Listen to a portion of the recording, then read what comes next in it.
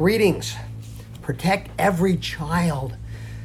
Today, the children scored once.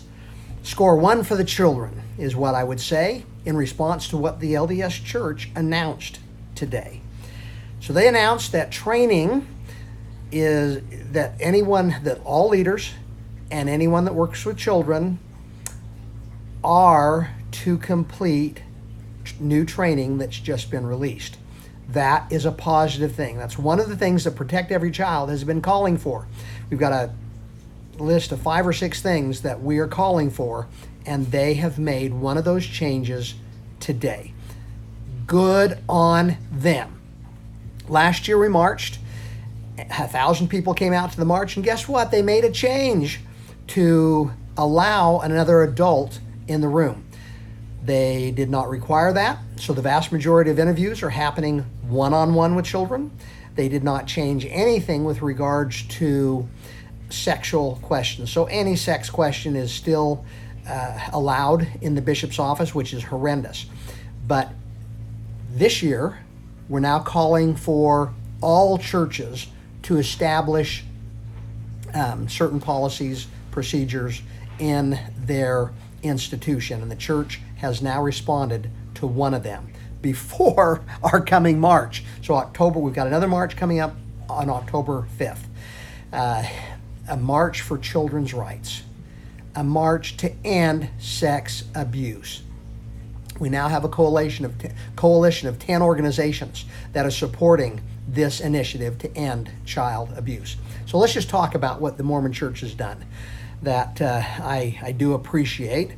They are calling, the language is a little interesting. It doesn't say it's required. I've seen news stories that say it's required, but it says these particular people are to take the training. That sounds required, but then there's no stipulation, no requirement that they take the training before they start to serve. There's none.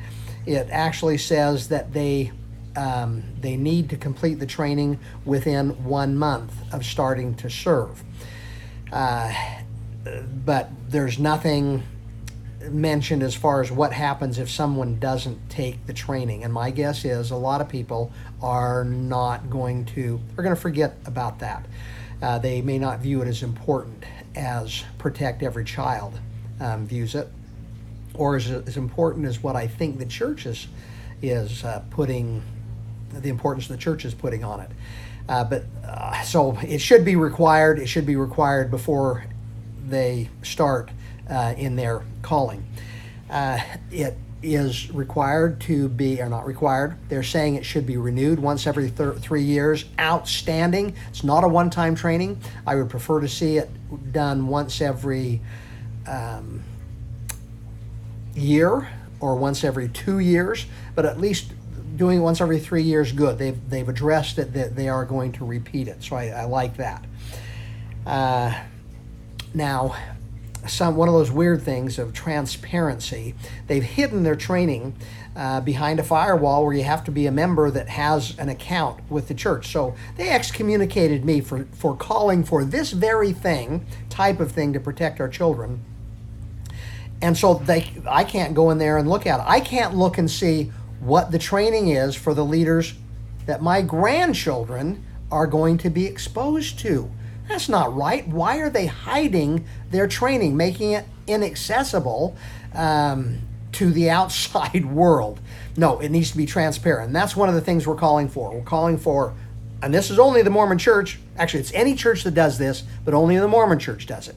There should be no one-on-one interviews. There should be no sex interrogations. Period. That has to be eliminated to protect children. We're calling for that. We're calling for strong policies to be put in place. We're calling for background checks for everybody, all those leaders, all those adults that are taking this training. There should be a background check done on them. There should be transparency. It should be very easy for everybody to know exactly what the policies are. This training should be out in the open. There should be no hidden stuff in Handbook 1 where parents don't know how their children are going to be treated, that only the leaders know that if they happen to read what is in the manuals.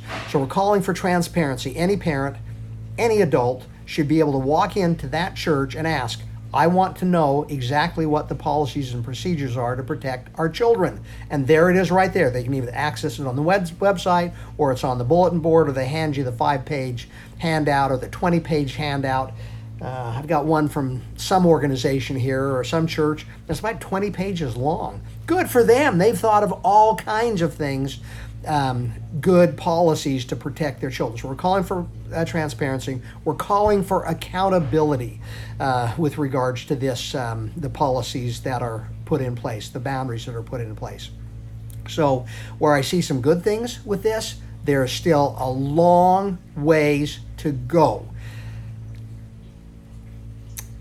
We're holding another march, this march in October, to eliminate child abuse, child sex abuse, to stand up for the rights of our children. I would like to be going to that march saying, hey, we're celebrating institutions have now implemented the full slate of policies that protect our kids. The Mormon Church has made a step to do that. Good for them. I recognize that, and I want to compliment them for working on this. I will find a way to see this training to see how good it is. And by the way, I was disappointed. My mouth dropped when I got to the question and answer section where it was, how long will the training take? And it was, it should take about 30 minutes. And I went, 30 minutes? They just explained how important protection of children is. They're going to spend 30 minutes training about sex abuse. I went through a training recently, the Darkness to Light training. They have several modules. The first module should be the minimum required for everybody that works with children. It was 2 hours. Took me a little over 2 hours to go through that. I thought it was very thorough, and I'm thinking, so if you had to cut out 75% of that training, what are you left with? So I'm anxious to find a way to go look at their training. I'd like to take this opportunity one more time to invite people to come to the march. This is an historic event. The first time that adults, because children are not going to march for themselves. They don't know the issue. They don't understand that they could be handicapped for the rest of their life by the scars that are placed on them by child sex abuse. They're not marching for themselves.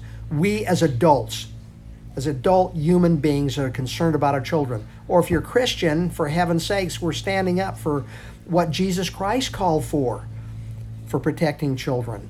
It will be the first time that there is a national march calling for child sex abuse to end. The first march to stand up for the civil rights of our children.